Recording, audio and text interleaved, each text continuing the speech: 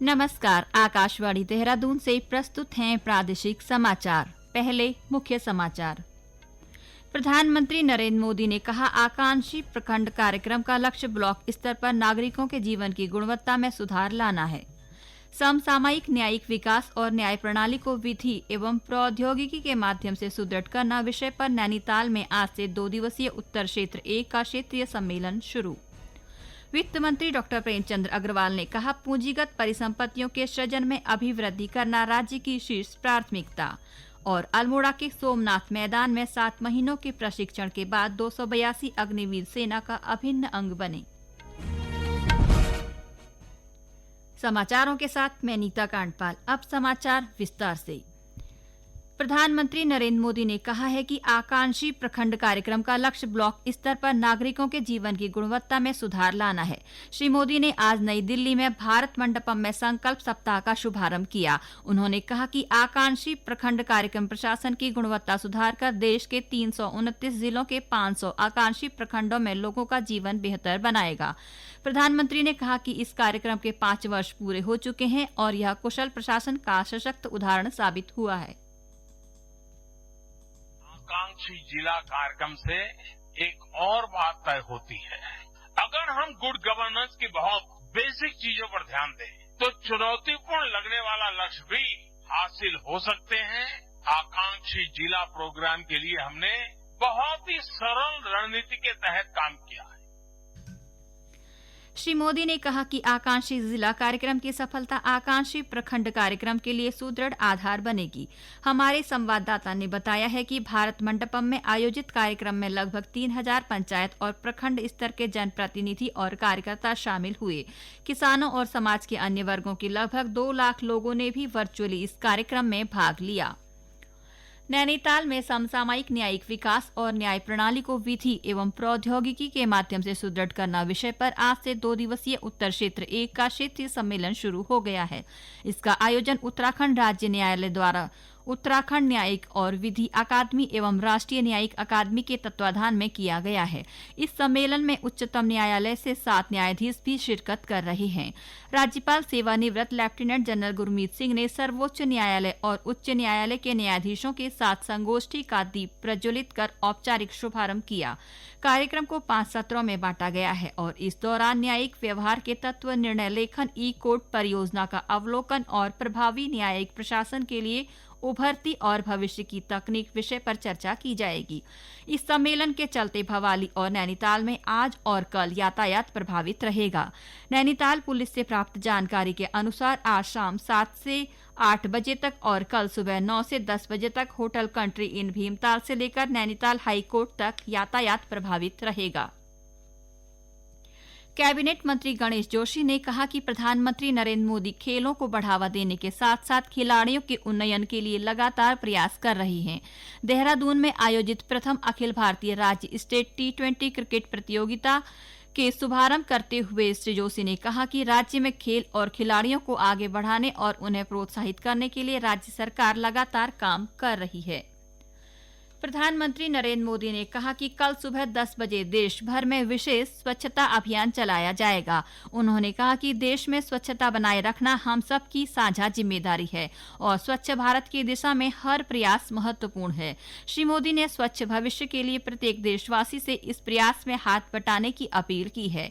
आवासन और शहरी कार्य मंत्री हरदीप सिंह पुरी ने कहा कि रविवार को स्वच्छता महाअभियान के लिए शहरी और ग्रामीण क्षेत्रों में 6,40,000 से अधिक स्थलों को श्रमदान के लिए चुना गया है। कल नई दिल्ली में श्री पुरी ने कहा कि बड़ी संख्या में स्थानीय नागरिक कल्याण समिति लगभग 1 लाख आवासीय क्षेत्रों में श्रमदान कर रही है। उन्होंने कहा कि ग्रामीण समुदाय पूरे देश में लगभग 35,000 आंगनबाड़ी केंद्रों को गोद लेने के लिए आगे आए हैं। उत्तरकाशी जिले में स्वच्छता ही सेवा पखवाड़े के अंतर्गत 1 अक्टूबर को होने वाले देशव्यापी स्वच्छता अभियान 1 तारीख 1 घंटा को जिले में वृहद स्तर पर संचालित करने की तैयारियां पूरी कर ली गई हैं।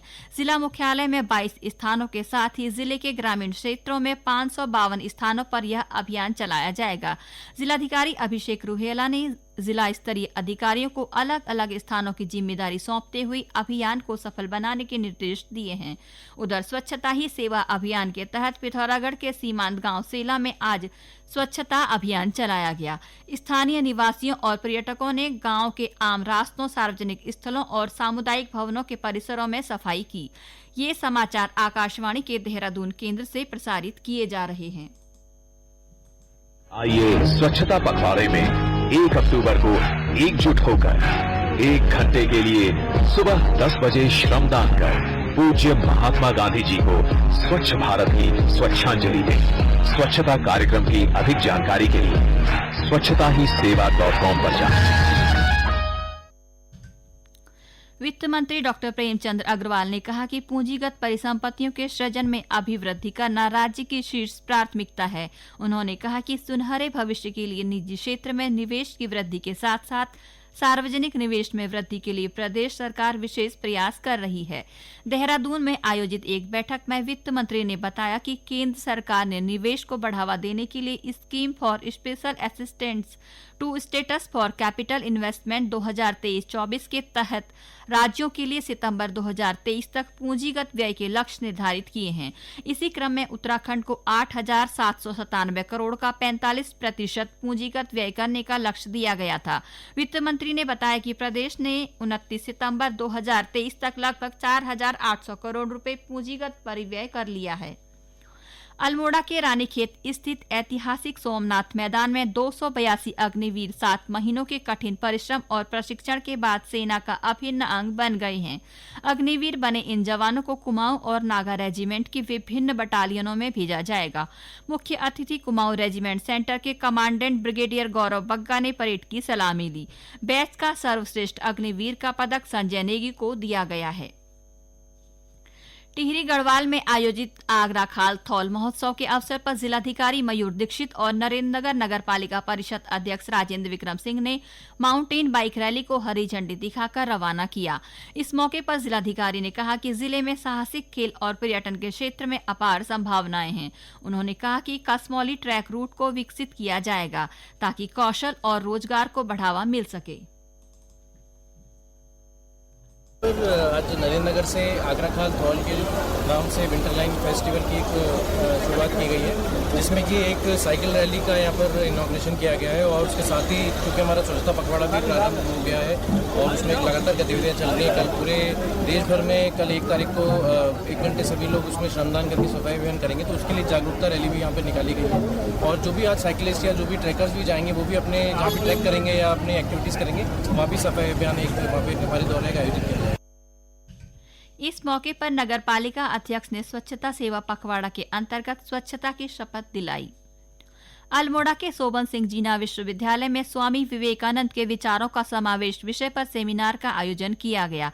राष्ट्रीय शिक्षा नीति 2020 के तहत आयोजित इस सेमिनार में बांग्लादेश, स्विट्जरलैंड और क्रोएशिया से आए शिक्षाविदों ने हिस्सा लिया। इस अवसर पर विश्वविद्यालय के प्रोफेसर सतपाल सिंह बिष्ट ने कहा कि स्वामी विवेकानंद के विषय में किए गए शोध ग्रंथों को विश्वविद्यालय के पाठ्यक्रमों में भी लागू करना चाहिए। उन्होंने कहा कि जल्द ही शिक्षाविदों के साथ विचार विमर्श कर स्वामी विवेकानंद के उत्कृष्ट साहित्य को विश्वविद्यालय के पाठ्यक्रम में शामिल करने के प्रयास किए जाएंगे। और अब संक्षिप्त समाचार। मुख्यमंत्री पुष्कर सिंह धामी के सफल ब्रिटेन दौरे के बाद देहरादून पहुंचने पर भाजपा कार्यकर्ताओं ने उनका स्वागत किया। गौरतलब है कि ब्रिटेन दौरे के दौरान मुख्यमंत्री ने विभिन्न उद्योगपतियों के साथ बैठक की और प्रदेश में 12,500 करोड़ रुपए के निवेश के अनुबंध किए।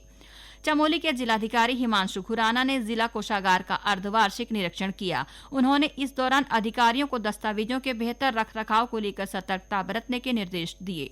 श्राद्ध पक्ष के दूसरे दिन आज प्रदेश के विभिन्न स्थानों पर लोग अपने पितरों के लिए तर्पण कर रहे हैं। ऋषिकेश, देवप्रयाग और हरिद्वार के गंगा घाटों पर सुबह से ही श्रद्धालुओं ने गंगा स्नान कर विधि विधान से पितरों का स्मरण कर जलदान और तर्पण किया। अंत में मुख्य समाचार एक बार फिर।